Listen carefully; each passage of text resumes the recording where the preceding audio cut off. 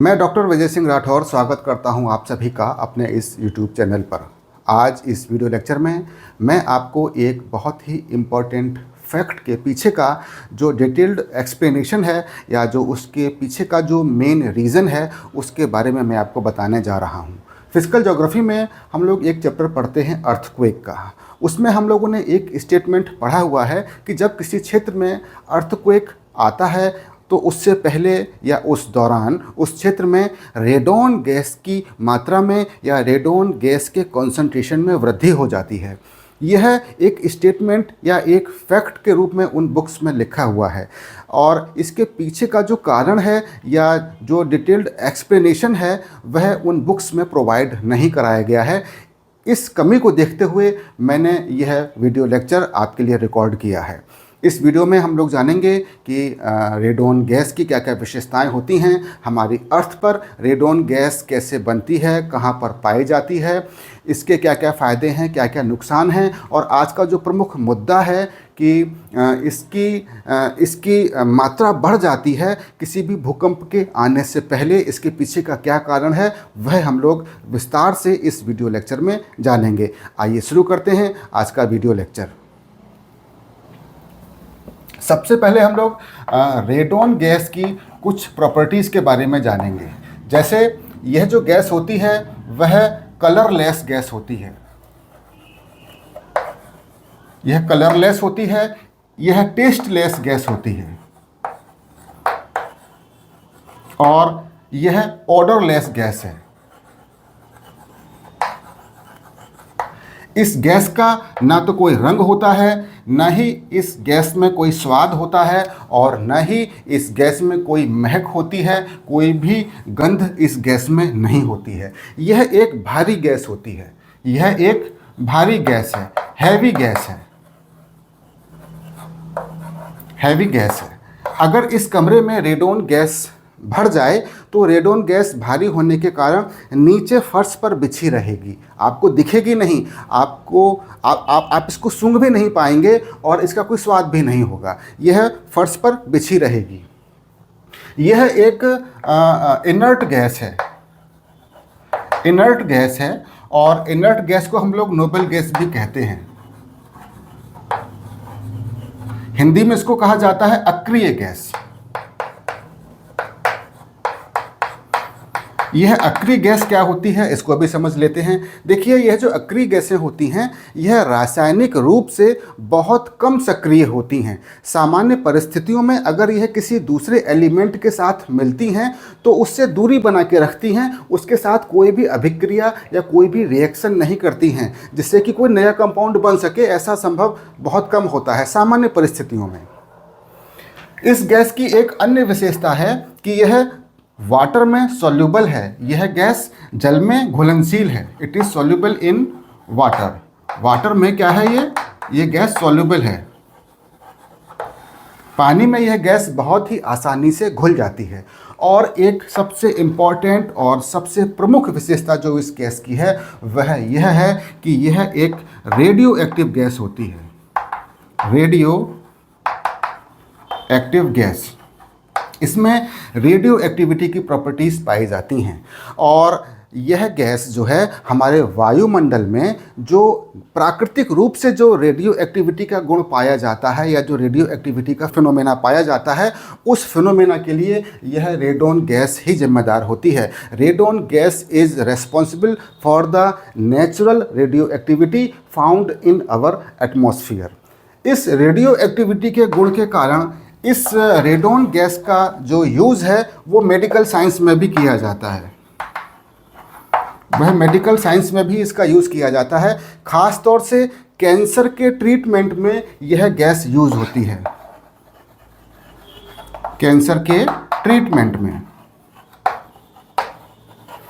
तो इस तरीके से हमने इस गैस की कुछ विशेषताओं पर अभी चर्चा की, जैसे कि इसका कोई रंग नहीं होता, टेस्ट नहीं होता, इसमें कोई महक नहीं होती, यह भारी गैस होती है। अगर किसी कमरे में भर जाए तो यह फर्श पर बैठी रहती है। यह इनर्ट गैस या नोबल गैसेस की तरह व्यवहार करती है। यह पानी में सोल्यूबल होती है। यह रेडियो एक्टिव गैस है और मेडिकल साइंस में भी इसका यूज़ किया जाता है, ख़ासतौर से कैंसर के ट्रीटमेंट में। और साथ ही हमारे वायुमंडल में जो प्राकृतिक रूप से जो रेडियो एक्टिविटी पाई जाती है, उसके लिए मुख्य रूप से यही गैस जिम्मेदार होती है। अब हम जानेंगे कि हमारी अर्थ की सरफेस पर यह गैस आई कहाँ से, या इस गैस का निर्माण किस तरीके से होता है। और इसके लिए हम लोग सबसे पहले जानेंगे कि यूरेनियम डिके चेन क्या होती है, या यूरेनियम डिके चेन को यूरेनियम डिके सीरीज भी कहा जाता है। यूरेनियम डिके चेन,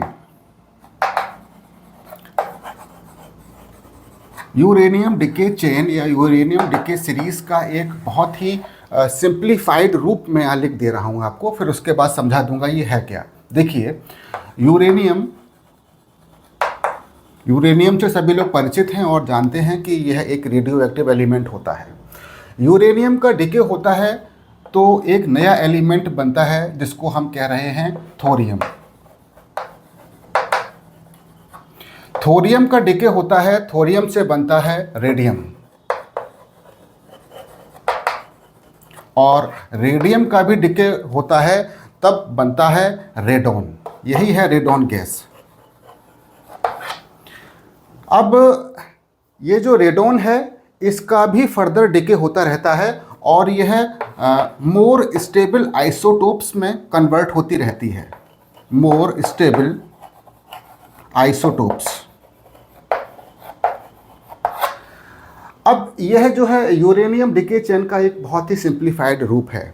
हम इसके पीछे की जो कॉम्प्लेक्सिटी है उस पर नहीं जाएंगे, हम इसको बहुत ही आसान तरीके से समझेंगे, क्योंकि हमारा जो प्रश्न है वो दूसरे तरीके का है। हम ज़्यादा साइंस में नहीं जाना चाहते हैं। देखिए, यूरेनियम एक रेडियो एक्टिव एलिमेंट होता है और हर रेडियो एक्टिव एलिमेंट जो है डिके करता है, क्षय करता है। डिके क्यों करता है, इसके पीछे का एक कारण होता है। यूरेनियम जो है यह एक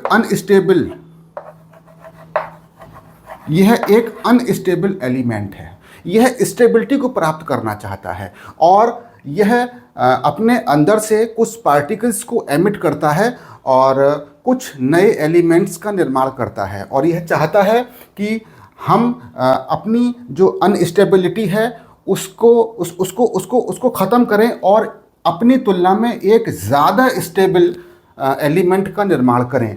तो इस प्रक्रिया में यह कुछ पार्टिकल्स को एमिट करेगा और एक नया एलिमेंट बना देगा जो कि है थोरियम। तो इस प्रोसेस को कहते हैं डिके या रेडियो एक्टिव डिके।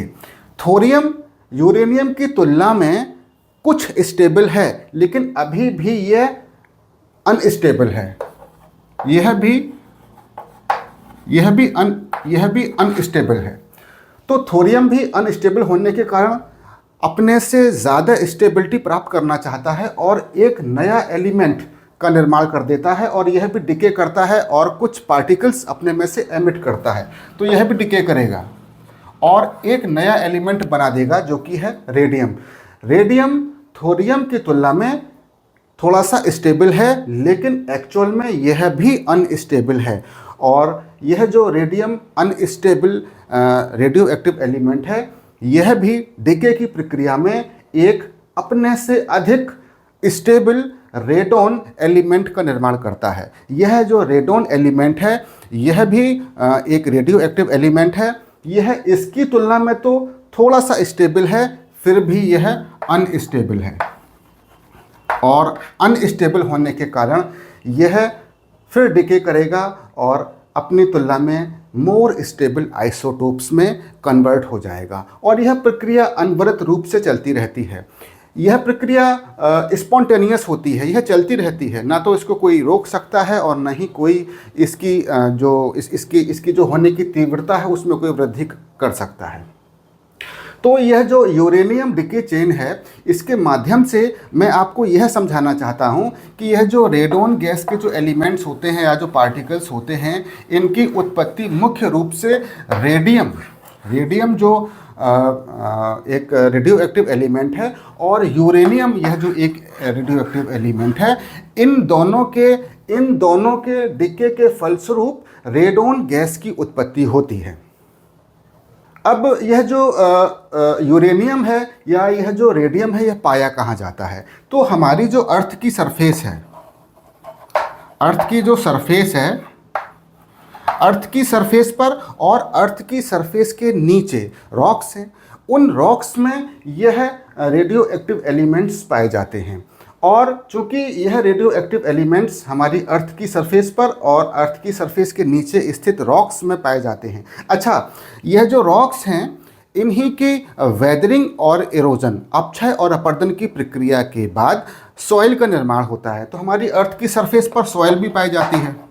तो सॉइल में और अर्थ की सरफेस पर स्थित रॉक्स और अर्थ की सरफेस के नीचे स्थित रॉक्स में यह एलिमेंट पाए जाते हैं। तो हम कह सकते हैं कि रेडोन गैस भी कहाँ मिलेगी? अर्थ की जो अर्थ की सरफेस पर जो रॉक्स हैं या अर्थ की सरफेस के नीचे जो रॉक्स स्थित हैं, वहाँ पर रेडोन गैस की उत्पत्ति होगी। और साथ ही साथ अगर सॉइल में यह एलिमेंट्स हैं तो सॉइल में भी रेडोन गैस की उत्पत्ति होती है। तो रेडोन गैस अल्टीमेटली हमारी सॉइल में या सॉइल के नीचे जो रॉक्स पाई जा रही हैं हमारी क्रस्ट में, वहाँ पर इस रेडोन गैस की उत्पत्ति होती है। अब रेडोन गैस बन गई तो यह रेडोन गैस पाई कहाँ जाएगी? अब अगर गैस बन रही है तो यह स्टोर कहाँ होगी? अब ज़रा हम इसको समझते हैं। इसके लिए हम लोग मैं एक डायग्राम बनाऊंगा और आप इस डायग्राम से इसको बड़ी ही आसानी से समझ सकते हैं। सपोज़ करिए कि यह अर्थ की क्रस्ट का एक भाग है। यह अर्थ की क्रस्ट का एक मोटा भाग है। मैं यहाँ लिख देता हूँ अर्थ क्रस्ट, और यह ऊपर सरफेस है, अर्थ की सरफेस। अभी मैंने आपको बताया कि हमारी अर्थ की सरफेस पर जो सॉइल होती है या उसके नीचे जो यह जो रॉक्स होती हैं, इन रॉक्स में यूरेनियम और थोरियम और रेडियम जैसे ये जो रेडियो एक्टिव एलिमेंट्स हैं वह पाए जाते हैं। अच्छा, अब एक चीज़ आप थोड़ा सा और ध्यान दीजिएगा। हमारी जो रॉक्स हैं इनके बीच में कुछ ओपन स्पेसेस पाए जाते हैं। जैसे कि मैं यहाँ पर उसको बना देता हूँ। सपोज करिए कि यह एक फ्रैक्चर है या यह एक क्रैक है ना, और यहाँ पर भी एक क्रैक मैंने इस तरीके से बनाया हुआ है, और ये कोई कैविटी है इस तरीके से, है ना। इनको मैंने ओपन स्पेसेस कह दिया, ये खाली स्थान है। तो ये क्या है, मैं यहाँ पर इसको लिख देता हूँ, ये क्रैक्स हैं, CRACKS, क्रैक्स, ये कैविटीज़ या फिशर्स, दरारें, अगर इसको हिंदी में कहें तो ये दरारें हैं। यह ऐसे कुछ खाली स्थान हैं जहाँ पर हवा भरी हुई है।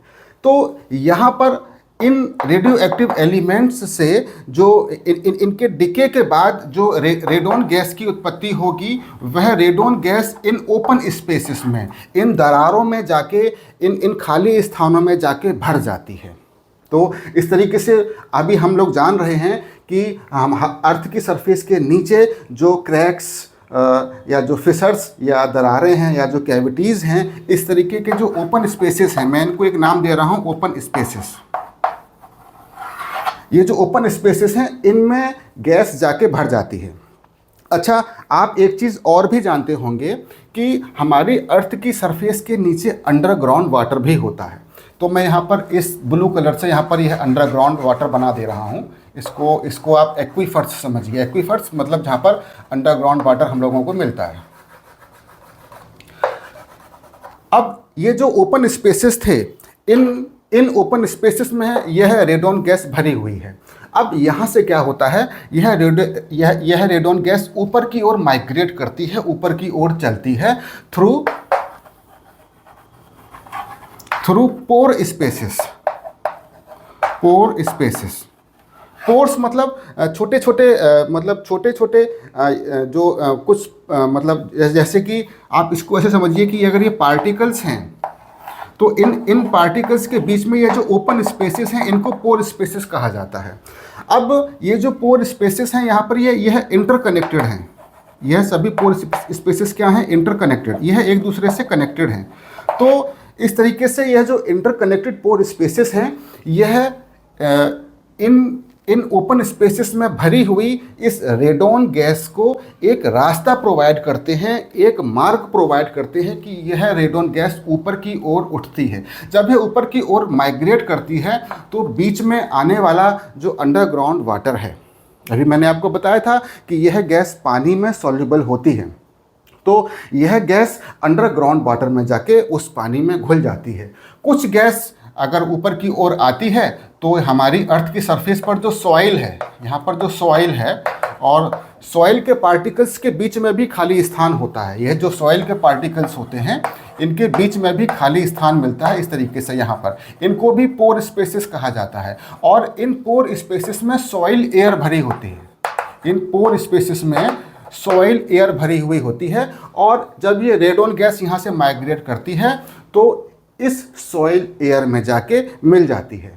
कुछ जो रेडॉन गैस है वह अर्थ की सरफेस से एस्केप हो जाती है और नीचे जो है अर्थ की सरफेस के ऊपर भारी होने के कारण अर्थ की सरफेस पर रुकी रहती है। अगर हवा ना चले, अगर हवा तेज़ी से चलेगी तो फिर इस रेडॉन गैस को उड़ा के दूसरी ओर ले जाएगी।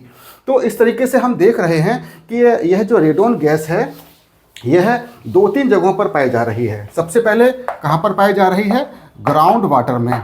दूसरा, यह सॉइल में पाई जा रही है और तीसरा जो है अर्थ की सरफेस से, यह अर्थ की सरफेस से भारी होने के कारण उससे चिपकी हुई है। तो मैं यहाँ लिख देता हूँ अर्थ की सरफेस के ऊपर, अर्थ की सरफेस के ऊपर पाई जाती है। इसी तरीके से हमारी जो क्रस्ट होती है उसमें कई सारी केव्स भी होती हैं, गुफाएं भी होती हैं। तो कई सारी केव्स में भी यह गैस पाई जाती है क्योंकि भारी होती है तो नीचे बैठी रहती है। अगर कहीं पर माइनिंग हो रही है, सपोज़ करिए कहीं पर माइनिंग हो रही है, तो माइनिंग जहाँ पर हो रही है वहाँ पर भी इस तरीके की कई एक गहरी गहरी जो केव्स बन जाती हैं, तो उन माइंस में भी यह रेडॉन गैस पाई जाती है। क्योंकि माइनिंग भी आप ज़रा ध्यान से देखें तो माइनिंग भी इन्हीं एरियाज़ में कहीं ना कहीं हो रही होगी और इन ओपन स्पेसेस से जो इंटरकनेक्टेड पोर्ट्स निकल रहे हैं वह इन माइंस में जाकर इस गैस को प्रोवाइड करा देते हैं। तो इस तरीके से हमने जाना कि रेडॉन गैस कैसे बन रही है, कहाँ पर बन रही है और कहाँ पर यह रेडॉन गैस स्टोर हो रही है।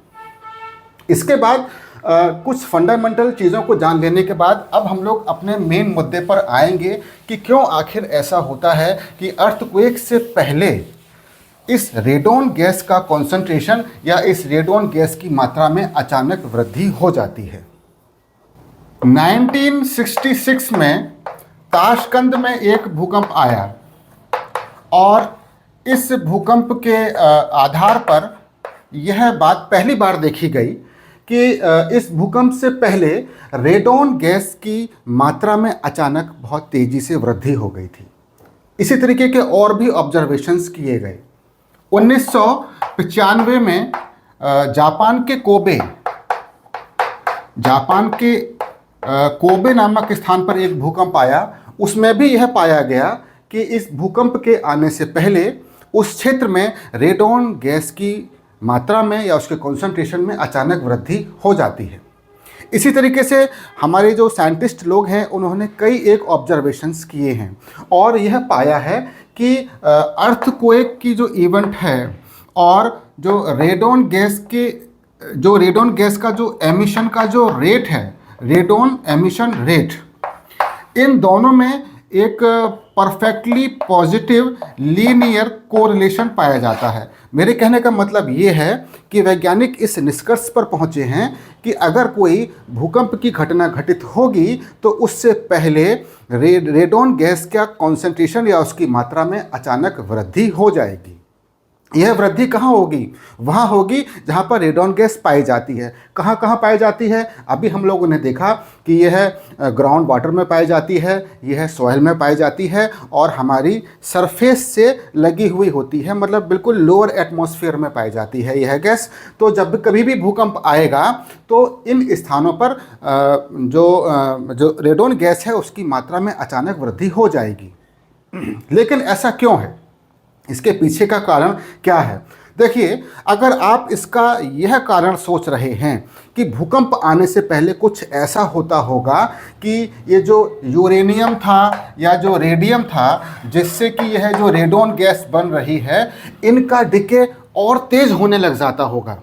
भाई, रेडोन गैस किससे बन रही है? यूरेनियम और रेडियम के डिके से। तो कहीं कुछ ऐसा होता है क्या कि भूकंप आने से पहले इनका जो डिके प्रोसेस है वह और तेज़ी से काम करने लगता होगा, और जो रेडोन गैस है उसके निर्माण की प्रक्रिया में और तीव्रता आ जाती होगी। इस कारण से ज़्यादा रेडोन बनती होगी। तो जब ज़्यादा रेडोन बनेगी तो उसका कॉन्सेंट्रेशन बढ़ जाएगा। अगर आप ऐसा सोचते हैं तो आप बिल्कुल गलत हैं, क्योंकि यह जो रेडियो एक्टिव एलिमेंट्स होते हैं, इनका जो डिके का प्रोसेस होता है, यह जो रेडियो एक्टिव डिके होता है, ये स्पॉन्टेनियस होता है। इस पर किसी का बस नहीं चलता। भूकंप के आने से न तो यह प्रक्रिया तेज हो सकती है और न ही यह प्रक्रिया धीमी हो सकती है। तो यदि आप ऐसा सोचते हैं तो आप गलत सोच रहे हैं। तो इसके पीछे का कारण क्या है, उसको समझाने के लिए मैं एक डायग्राम फिर से बनाऊंगा, और उस डायग्राम से पुनः मैं आपको इसका जो मेन रीज़न है वो वह आपको बताऊंगा। देखिए, यह एक अपनी अर्थ की क्रस्ट है। यह क्रस्ट का एक पार्ट है, और मैं यहाँ पर कुछ एक्वीफर्स या अंडरग्राउंड वाटर भी इस तरीके से बना दे रहा हूँ। इन जगहों पर अंडरग्राउंड वाटर है। ये पुराने, अभी जैसा मैंने डायग्राम बनाया था पुराना वाला, ठीक उसी तरीके का डायग्राम है। और नीचे कुछ यहाँ पर ओपन स्पेसेस हैं, कुछ क्रैक्स हैं, कैविटीज़ हैं, फ्रैक्चर्स हैं, है ना, इस तरीके के ओपन स्पेसेस हैं। और इन ओपन स्पेसेस में रेडोन गैस भरी हुई है, जो कि इस क्रस्ट में पाए जाने वाले रेडियो एक्टिव एलिमेंट्स के डिके के द्वारा इनमें जाके भर गई है। और यह रेडोन गैस नेचुरल, बिना भूकंप के ही नेचुरली ऊपर की ओर मूव करेगी। जो पोर स्पेसेस हैं, जो इंटरकनेक्टेड पोर स्पेसेस हैं, उनके माध्यम से। और यह रेडोन गैस नेचुरली इस ग्राउंड वाटर में भी मिलेगी, और यहाँ की सॉइल में भी यह रेडोन गैस मिलेगी। अब आता है अर्थक्वेक।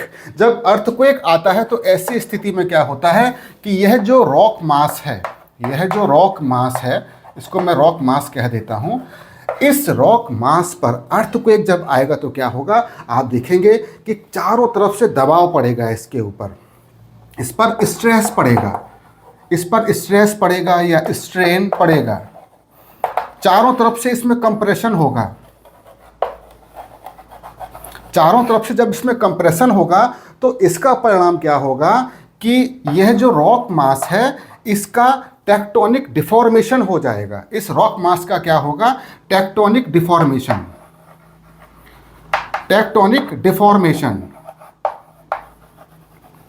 इस रॉक मास का टेक्टोनिक डिफॉर्मेशन, इसको हिंदी में कहा जाता है विरूपण।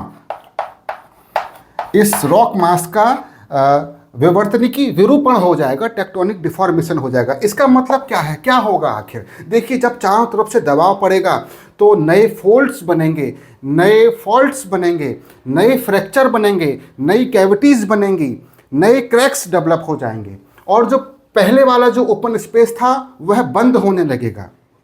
अब इससे क्या होगा, देखिए, यह टेक्टोनिक डिफॉर्मेशन होगा तो इससे कई सारे माइक्रो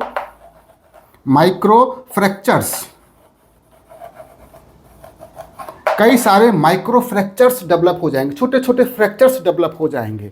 और यह जो गैस है वह यहाँ से दबाव पड़ने से और इन माइक्रो फ्रैक्चर्स के द्वारा उपलब्ध कराए गए रास्ते से ऊपर की ओर मूव करेगी। चारों तरफ से दबाव पड़ रहा है और अंदर जो भरी हुई गैस है वह इन जो नए फ्रैक्चर्स डेवलप हो गए हैं, जो नई कैविटीज़ या जो नए रास्ते डेवलप हो गए हैं, उनसे यह गैस ऊपर की ओर मूव करेगी।